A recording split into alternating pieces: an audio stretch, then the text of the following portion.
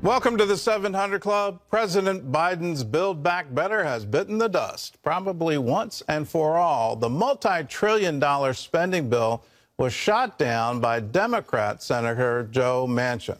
Manchin says concerns about inflation and the soaring federal debt prevent him from voting for the package.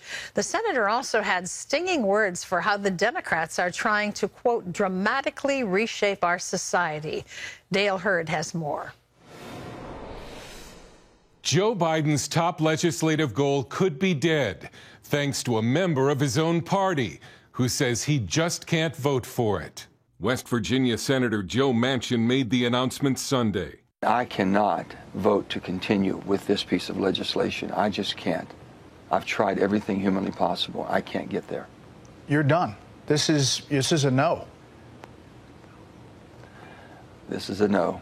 Manchin said he opposes the expensive package Republicans have called a welfare goodie bag because of concerns about inflation and growing federal debt. The inflation that I was concerned about, it's not transitory, it's real, it's harming every West Virginian. The House in November had already passed the legislation that puts significant funding toward fighting climate change, paid family leave and child care, free college and free health care.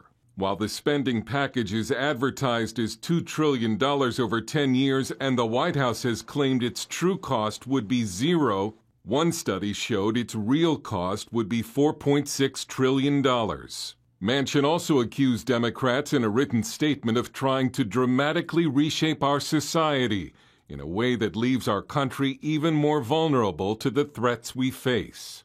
The far left in the Democratic Party, the so-called progressive wing, was furious. Well, I think he's going to have a lot of explaining to do to the people of West Virginia, to tell them why he doesn't have the guts to take on the drug companies and lower the cost of prescription drugs, why he is not prepared to expand home health care. West Virginia is one of the poorest states in this country.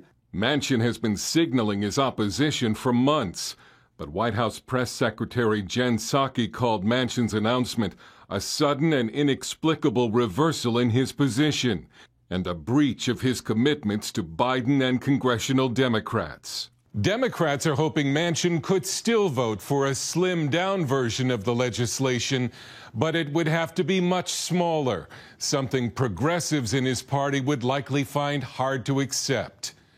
Dale Hurd, CBN News.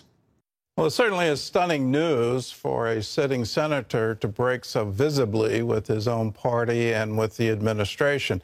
This is historical. But when you look at the vote totals from West Virginia, this gets very clear as to what is really going on. So Senator Sanders is saying he's got a lot of explaining to do to the people of West Virginia. Well, here is the vote total from the 2020 presidential election. You rarely see a 39% switch, or spread, if you will, between a Republican and a Democrat in any presidential race. You don't even see this in New York or California. So for a traditionally Democrat state, and West Virginia traditionally has been Democrat, to vote overwhelmingly for Trump, that tells you exactly what is on Manchin's mind. And it wasn't just in the president. You look at the Senate election, 70% voted for Shelley Moore, Capito, in 2020. It's like the Democrat didn't even, wasn't even close. And then you look at the governor's race for Jim Justice, 64%. So it's not just on national politics, it's on state politics, it's across the board. They've completely switched and are now a Republican state. Now, let's go back to 2018 when Joe Manchin won. And at the time, it was considered some kind of signal that Trump had lost his edge. And it was a signal for all of us, get ready for 2020. But here, he just won by 3% of the vote. So if you're Joe Manchin and you're looking at election results like this, well, you're going to be saying, I need to align myself with the Republicans if I want to get elected in 2024. Now, what's happening now is the Democrats are adopting a scorched earth policy towards him. You're going to see more coming out of Senator Sanders. You're going to see more coming from the progressive wing of the party. The White House has already called him a liar. So if I'm Mitch McConnell, what am I doing? Well, I'm knocking on Joe's door, and I'm saying, your people are my people. If you can come across the aisle, you'll be more than welcome. Stay tuned to this, because this is, you look at these vote totals, and it gets very obvious what's on Joe's mind. In other news, the Omicron variant is rapidly spreading throughout the country, but there's still some good news. There's two fronts. One is from the vaccine makers. The other is a study out of Oregon that if you're vaccinated and then get one of the variants, you get some kind of super immunity. We'll have more on that. But Mark Martin has more from the CBN Newsroom. Mark? Yeah, Gordon, Moderna announced today that its booster shot significantly raises antibodies and is effective against the Omicron variant. This as health officials are predicting Omicron will become the dominant variant in a few weeks. Dr. Fauci says Omicron is spreading rapidly. It seems to be overtaking all the other variants, including Delta, with a doubling time of about 2 to 3 days, which means that this is really something to be reckoned with.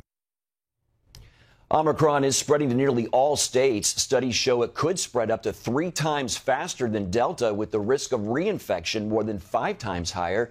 This as the nation is already experiencing a surge in Delta cases. Hospital admissions are now up 41% nationwide. The NBA has canceled 5 games and the NFL postponed several. Meanwhile, Israel is adding the U.S. to a list of countries its citizens can't visit due to Omicron. Monday, the cabinet also voted to include Canada and several European nations to its no-fly list. Religious groups are petitioning the Supreme Court for a stay of President Biden's vaccine mandate. First Liberty Institute filed an emergency application over the weekend. This after the 6th U.S. Circuit Court of Appeals lifted a lower court's injunction against the mandate on Friday. The application seeks to halt the mandate for religious employers while litigation challenging it goes forward. Some businesses are imposing their own vaccine mandates. United Airlines was one of the first major carriers to do so, but now their CEO is in hot water after threatening employees seeking religious objections. CBN's Brody Carter reports. Any pilot that's decided they all of a sudden, or any employee that's all of a sudden decided, I'm really religious, you're putting your job on the line. You better be very careful about that. The Boss approach has led more than 2,000 United workers to join a class action lawsuit against their employer. That, plus the unpaid leave they received after applying for a religious or medical exemption to the company's sweeping vaccine mandate. We are standing for our religious freedom and our medical autonomy, and we believe that we are entitled to the protections under Title VII.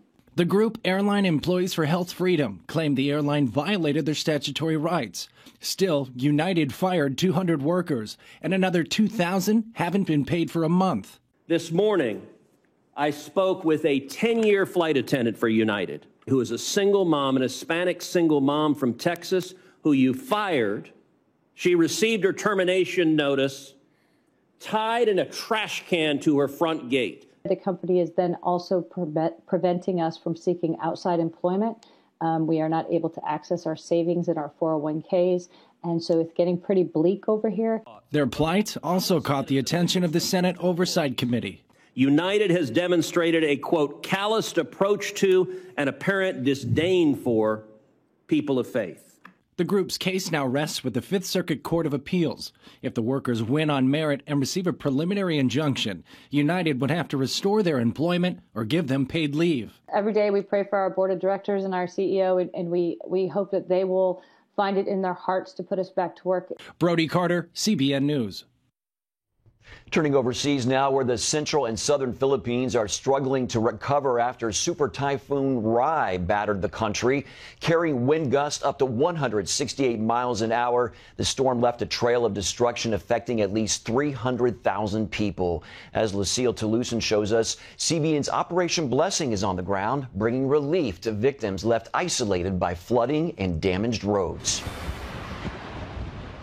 Tropical cyclone Rai made its first landfall on the island of Siargao in southern Philippines, bringing heavy rain and a massive storm surge. A resident Chrisley Laplana shares how she and her children were frightened of the very strong winds and the big waves that smashed their home along with other houses in their coastal village. She says she is thankful that everyone in their family is safe. But she also says, we need food. We don't have food because all the disaster food got wet when the roof of the evacuation center was blown away. Please give us food. The slow-moving storm, with sustained winds of 150 miles per hour, made 8 more landfalls across the region, destroying houses and farmlands, toppling trees, and causing massive power outages. Many residents were rescued as floods rose quickly, among them a month-old baby in a tub, being pushed by the Philippine Coast Guard in chest-deep water. The death toll has reached 208 and is expected to rise as search and rescue operations continue. The biggest challenge is logistics, as these island provinces are difficult to reach. Operation Blessing teams have responded, traveling by land for more than 24 hours and crossing the sea. They have reached the remote areas, bringing victims much-needed food supplies, mats, and blankets. Another OB team is partnering with the Armed Forces of the Philippines to reach areas cut off from the mainland. More disaster relief efforts are underway to help the people in these hard-hit communities. Lucille Talusan, CBN News. Wow, incredible damage there in the Philippines. Wonderful, though, that CBN's Operation Blessing is on the ground there. Gordon, back to you. We were mobilizing on Friday and then dispatching our crews to help those in need, and we're ongoing relief in Tennessee and Kentucky, flood victims in Louisiana. When disasters strike, we want to strike back. We want to strike back with love and compassion and very tangible need. The need, and there's a huge need right now in the Philippines, is just for food and water. So we want to be there for them. We want to supply that. Our teams are going, and we're going in your name if you're a member of the 700 Club. A portion of every gift you give goes into the work of Operation Blessing.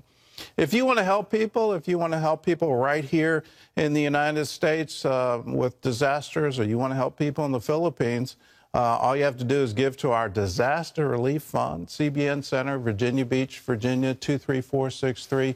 Just put disaster relief in the memo line of a check. You can also text OBDR to 71777, or you can give a designated gift on cbn.com, or you can just call us and say, I want to give to help those in need. 1-800-700-7000.